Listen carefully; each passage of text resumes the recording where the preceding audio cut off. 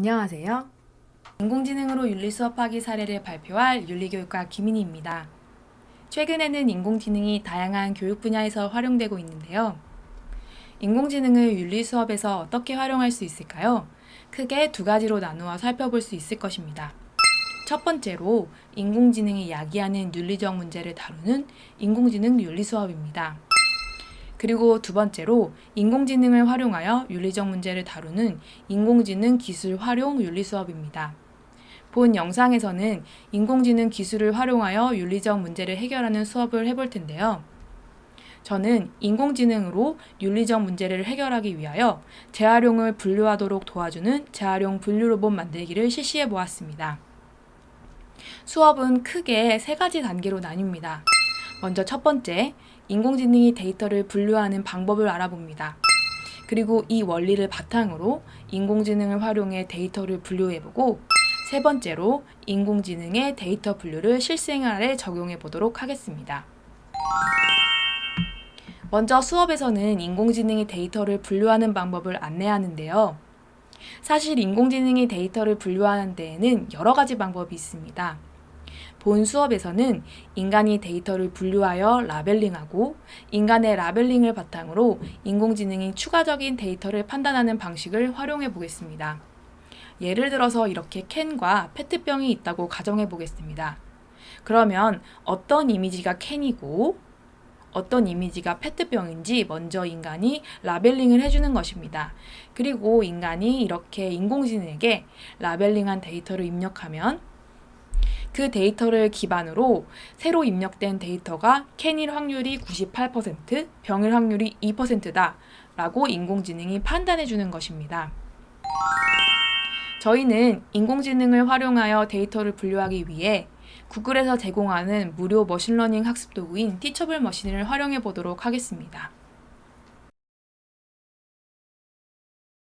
구글의 티처블 머신을 검색합니다. 맨 위에 링크된 사이트에 접속합니다. 이렇게 메인 화면이 뜨는데요. 여기서 파란색 버튼에 시작하기를 클릭합니다. 저희는 이미지를 활용할 것이므로 이미지 프로젝트 그리고 표준 이미지 모델을 클릭합니다. 그러면 이렇게 클래스 두 개가 나오는데요. 저희는 재활용 쓰레기를 총 3개로 분류할 것이기 때문에 먼저 클래스를 하나 추가해 주시고 각 클래스의 이름을 변경해 보겠습니다. 우유팩, 캔, 병 이렇게 저희가 라벨링을 해준 다음에 이미지 샘플을 업로드합니다. 업로드를 클릭하시고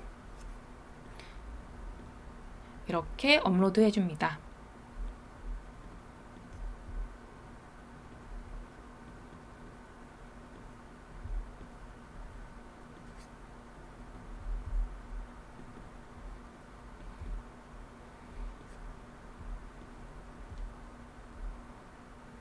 그런 다음에 학습을 시킵니다.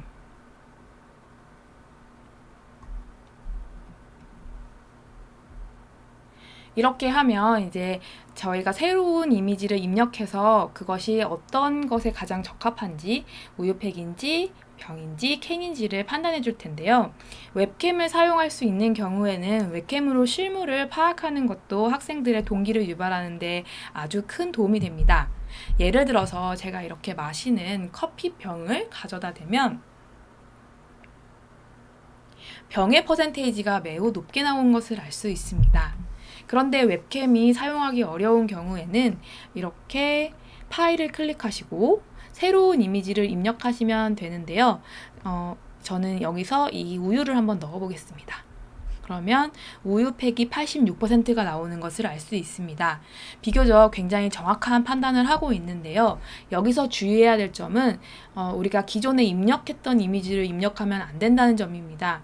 예를 들어서 이 우유의 경우에는 제가 이것은 우유팩이다 라고 이미 라벨링을 했기 때문에 이걸 판단하게 되면 우유팩 100%가 나옵니다.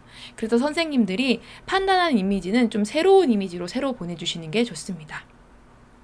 이렇게 지금까지 두 번째 인공지능을 활용하여 데이터 분류하기를 배워보았는데요. 마지막으로는 실생활에서 데이터 분류하기를 해보도록 하겠습니다. 20명의 학생이 있는 학급에서 일주일 동안 급식 잔반 사진을 모으면 100장 정도의 사진이 나옵니다.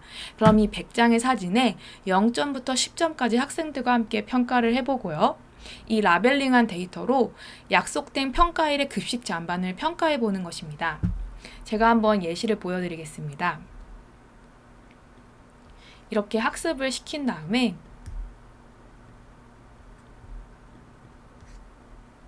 제가 가지고 있는 새로운 이미지를 한번 넣어서 판단해 보겠습니다. 이렇게 깨끗한 급식판을 넣으면 10포인트일 확률이 96이고요. 음식을 갓 받았을 때의 이미지를 입력하면 0포인트가 나오는 것을 알 수 있습니다. 이렇게 하면 학생들이 급식 잔반을 줄이고 또 어떤 방식으로 환경 오염을 방지할 수 있을지 다양한 토론이 가능할 것 같습니다.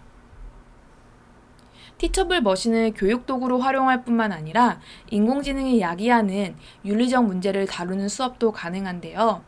예를 들어 데이터를 잘 구성하면 편향된 데이터로 인해 결과가 잘못 나올 수 있다는 사실을 안내할 수 있습니다. 이 그래프는 각 회사의 안면인식 기술이 피부색 그리고 성별에 따라 정확도가 어떻게 달라지는지를 보여줍니다. 예를 들어 IBM사의 안면인식 프로그램은 피부가 밝은 남성을 정확하게 인식할 확률이 100%일 때 피부가 어두운 여성에 대해서는 65%의 정확도를 보였습니다. 문제는 이런 안면인식 프로그램이 실제로 도입됐을 때인데요. 2020년 BBC 보도에 따르면 영국의 여권 검사 시스템은 흑인 여성의 사진을 백인 남성의 사진보다 규정에 부적합하다고 판정할 가능성이 2배 이상 높았다고 합니다. 이렇게 윤리적 문제가 될 수 있는 데이터 편향성을 티처블 머신을 활용해서도 간접적으로 체험할 수 있습니다. 아주 간단하게 사람이 없는 무인 목욕탕에서 남자와 여자를 구분하는 스캐너를 설치한다고 가정하고 학생들에게 남자 이미지와 여자 이미지를 10개씩 입력시키라고 합니다. 이후에 교사가 머리가 짧은 여성 또는 머리가 긴 남성의 이미지를 전송하면 성별 인식 오류가 발생하기도 합니다.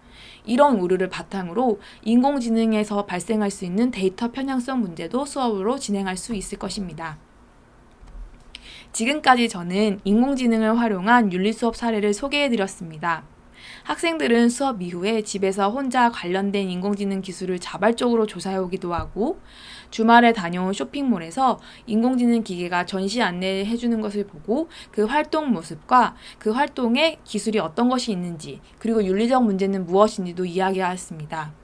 그리고 한 학생은 안면인식 기술이 인종차별로 이어질 수 있다는 점에 관심을 갖고 그 뉴스를 보았다는 말도 해주었습니다. 이처럼 인공지능을 활용한 수업을 통해 학생들이 윤리수업에 더 큰 관심을 갖고 비판적인 사고로 나아갈 수 있음을 확인했습니다. 본 수업 사례가 많은 분들께 도움이 되었으면 좋겠습니다. 이상으로 수업 사례에 대한 발표를 마치겠습니다. 감사합니다.